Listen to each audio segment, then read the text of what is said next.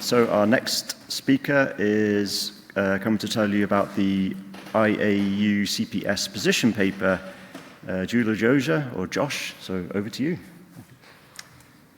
Yeah, thanks a lot. And I would like to say that it's a great honor to be here and actually to work with all of you on this topic. And as well, I've the greatest respect for all the speakers before me.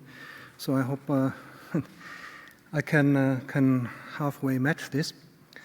So this is actually on the position of the CPS or a blueprint paper for the CPS that we want to give to all our members that can be used to address our stakeholders.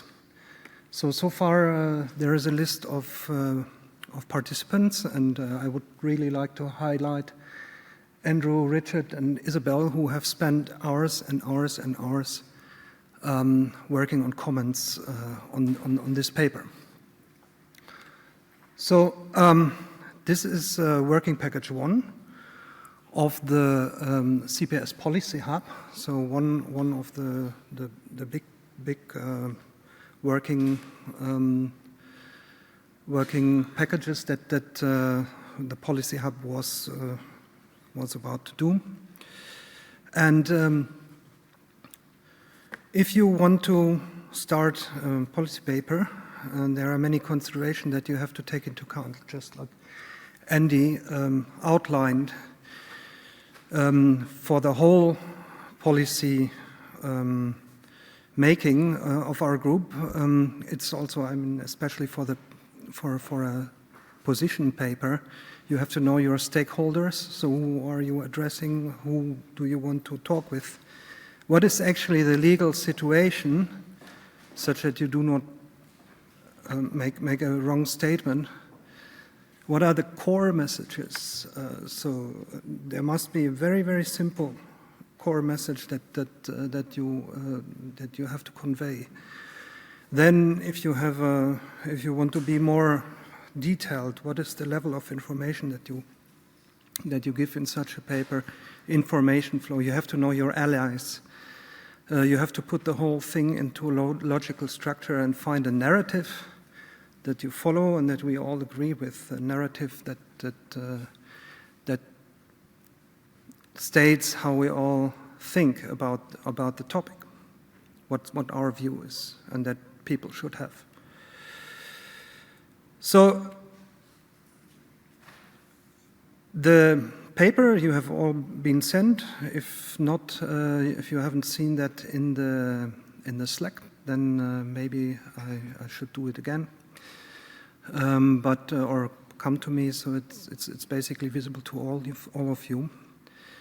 Our core message is, as stated in this paper, is that the first a statement of what the situation is, so that we have an unregulated impact of satellite constellations, which results in severe losses for society and astronomy. And we request to actually reduce this, to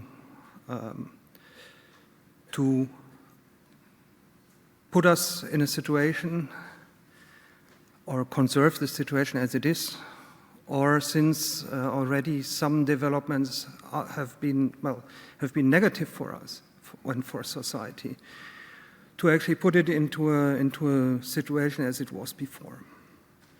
Our stakeholders for these papers are administrations, politicians, regulators, also the satellite industries. So we have to address this on an international, regional, and national level. So this is really supposed to be a blueprint that we can give out to the politicians. So let's talk about the background, the regulatory background. So in optical astronomy, there is very little. So we have basically no international regulation with regards to the protection of astronomy in the optical regime. There is a convention on long-range transboundary air pollution. It may be applicable, but it has not yet been considered. So our best international shot right now is to address the United Nations Committee on the Peaceful Uses of Outer Space, UNCOPUS. It has regular meetings and it addresses a question of space affairs and tries to realize the several treaties that concern space usage.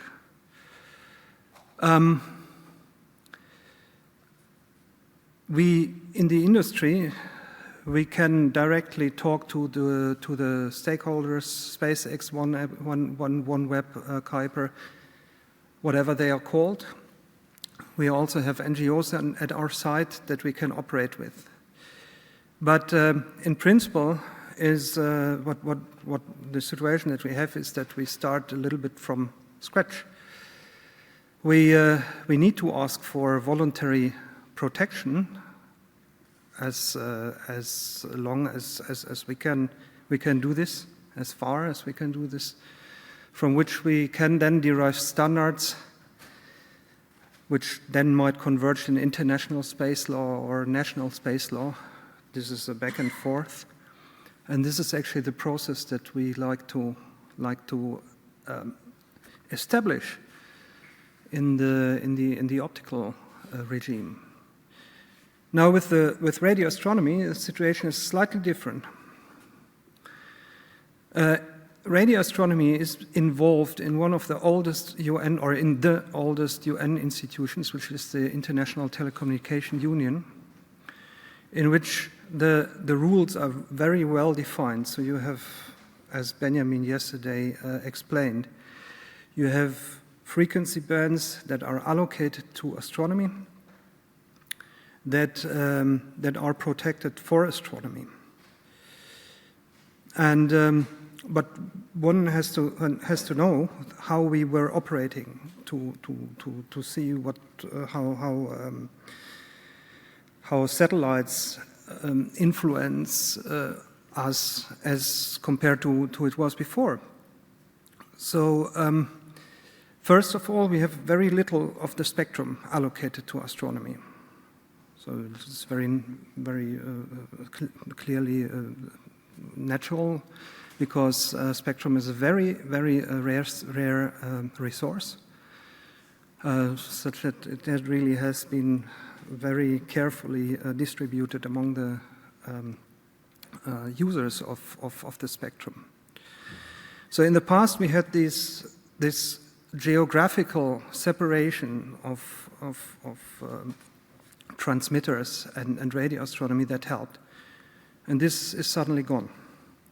So it's a new problem that suddenly arises, and this is something that we have to deal with on the policy side, on the political side, as well, and on a regulatory side. So it's a new situation. I will talk more about that tomorrow. This is just an illustration. So this blue shaded region, that is what is allocated to astronomy, and this is basically an image of how the Meerkat spectral landscape looks like. So allocated to us astronomers is this blue band, and there's a little bit of protection in this greenish area there. There are new threats. So we do not have the geographical shielding that we can make use of, and that was actually agreed on, and that was actually understood as one measure to protect radio astronomy. We also have leakage radiation. So we recently could show that SpaceX, as one example, it was easy to track, shows this unintended electromagnetic radiation, like any electronic device, this one here, for example, to a level that it might threaten astronomy. It's another thing that we need to address, because it's not actually per se regulated by the ITU. So we are also with radio astronomy in a stage which is not highly regulated, which requires new regulations, and this is something that we need to realize and also put into our position paper. From the narrative, we first highlight the significance of the dark and quiet sky. We then go to a description of the threats, discuss possible technical solutions, and then put our requests for a regulation there. We highlight a collaborative approach. It's what we need to do, it's what space industry needs to do, because we have suddenly a shared resource problem that wasn't there before. So we cannot say, we need to protect the sky and we don't care how this is done. No, we have to approach each other. There are different audiences with different time spans. So we put an executive summary first, and a summary at the end of the document, and the main body of 25 pages can be then read by more interested people. We try to use a simple language and be concise, even though we have a length of 25 pages now. So in this, last time I showed these slides, I became a bit loud. Maybe because Piero, that was at the IAUS meeting, Piero sent his compliments with a lunch and Prosecco. The dark sky is a cultural heritage since thousands of years, and there's proofs of that. Not only the bright celestial bodies, but also the stars. So this disk there is, I think, 4,000 years old and was a ceremonial disk. There's proofs of that in each and every culture. Religions refer to the stars, still living religions. And maybe one of the most important images there is the background. I showed my daughter in the Karoo the sky. It was amazing. Now my daughter has grown a little bit older, and maybe soon there will be a granddaughter, grandson, and I want to show her exactly that. And I think most people will share on the world this feeling. And this is expressed in all these evolution or results of cultural heritage. Okay, I think I managed it quite quietly. Well, who cares about all this sentimental stuff? Astronomy has been also a systemically relevant pillar of society. So Ibn al-Shatir still put the Earth in the center of our cosmos. But then a revolution started in Europe, at least in Europe, which actually led to the emancipation of the exact sciences in philosophy, with all the consequences that we have today, with all the technical results that we see here. And these were all astronomers, right?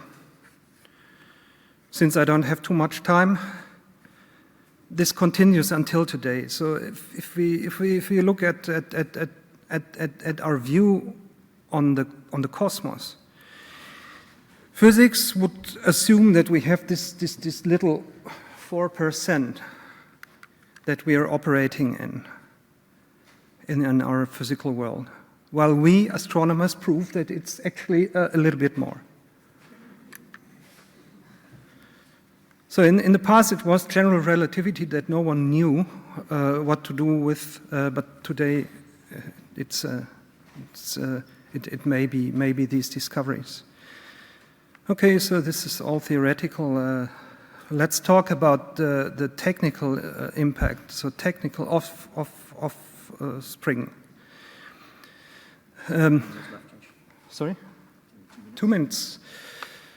So we have geodetic VLBI, without which our satellites wouldn't fly, and if this is not catastrophe enough, if we would give up on it, we should actually consider hazardous objects entering and being dangerous for us on a slightly larger scale. We know about the impact on astronomy. We have talked about that a lot. This is mentioned in the paper. And our recommendations is first to have a collaborative approach, voluntary rules. We need regulation. We highlight that. As I said, in the optical, this is from scratch. In the radio, it's slightly more complicated, hopefully also in the framework of regulations. We recommend a few technical measures, so magnitude limit and reduced operational height, as well as follow the radio regulations and investigate new measures to regulate radio astronomy. The status is, well, we have now this document, 25 pages, 2 view graphs. We have processed uncountable comments. It started in July 2022. We had the CPS Policy Hub, where we built a committee.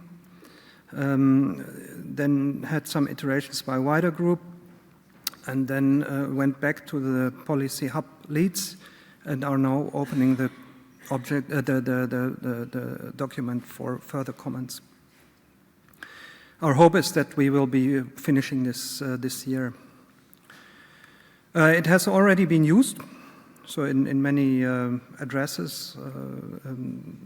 So some people have asked us, so German delegation to the Bundeskanzleramt, do you have a document which you can read? Yeah, here it is. Even though it was not ready yet, it helped a lot. Final remarks, of course. So this is a huge thing. It's a lot of work.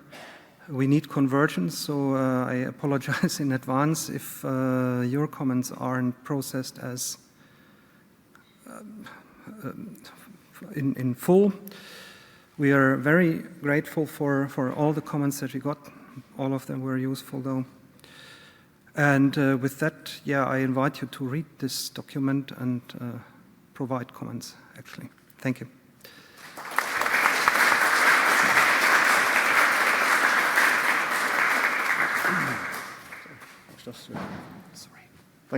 Thank you very much, Josh. So now we have some time for your questions. So if there are any questions here in the audience, please let us know. So yes, I see a question here. Do we have a microphone? Yeah, it's coming, Chris. And while he's getting the microphone, I just want to re-emphasize again that we have this position paper, and we would really much value your comments on the position paper. So we'll make sure that we send it out again to the Slack, so you will have access. And we have 10 minutes, right? Yeah. So my question was about that last presentation, and it was one of the slides on the last presentation. If you can bring up that last presentation, I think it was like slide 5 or 6 that I had a question about our last presenter. That was an excellent presentation. But I wanted you to explain one of the graphics of.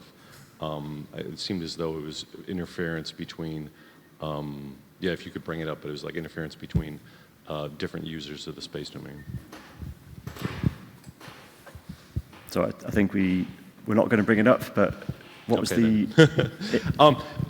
Yeah, if you remember, well, maybe you don't remember it, but maybe I'll have to talk with you afterwards, because I wanted an explanation of what that image looked like. Because when I saw it, and it was the astronomical signal was very small, and then I think it was iridium satellite signals that were very, very large.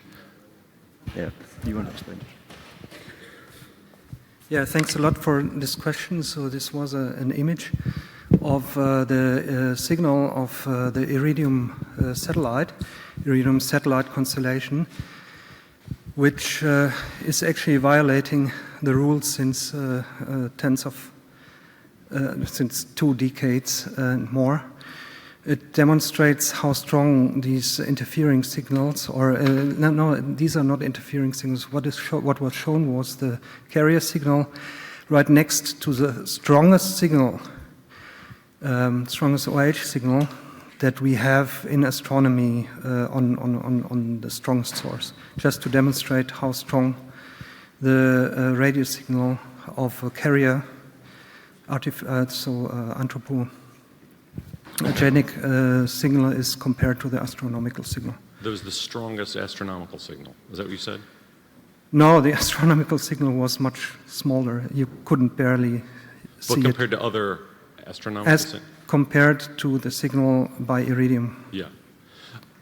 So that looks like a clear case of like harmful interference. Like absolutely, No. it renders it unusable, the astronomical signal? So, yeah, let's talk in the bus. This is a complicated matter. So, what was shown was basically the carrier signal next to the astronomical signal. That was not actually interfering signal. Okay. It's allocated. Let's talk.